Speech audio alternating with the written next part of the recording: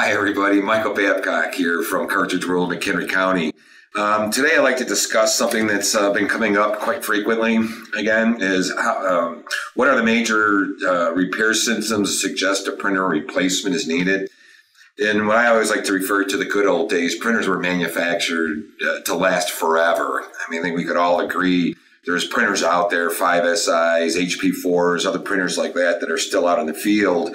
I can't imagine them getting used very frequently, but when is it time really that you should be replacing that printer?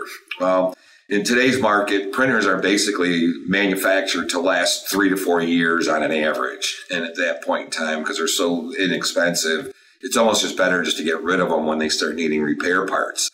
So common repair parts that are needed no matter what the age of the printer is a maintenance kit as an example. So you have transfer rollers, pickup rollers, you have fuser kits.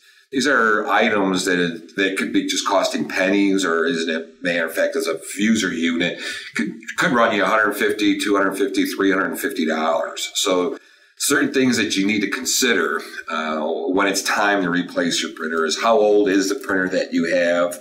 What is the availability of the parts to fix that printer? And what is it going to cost you for continual maintenance? If you really think about it, you can get, A3 printers as an example, multi-function printers for $300 to $400 price range. If a fuser unit that you have to replace in an older printer is $150 and then you still have the labor to put it in there, you're already pushing that envelope of saying, hey, it's about time we get this new printer.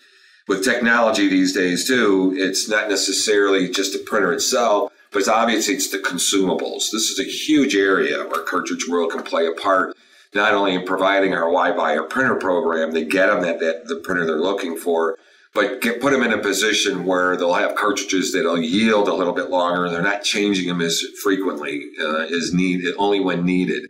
So certain software programs that we have, Newbie Print, other ones, management print programs, just a whole nother way to help identify when a printer should be replaced based off of needing maintenance parts and service.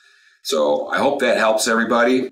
So thanks again for attending these. And if you guys have any other ideas of certain areas that you'd like to see us cover, please send an email in and we'll be more than happy to address it. So thanks again, everybody.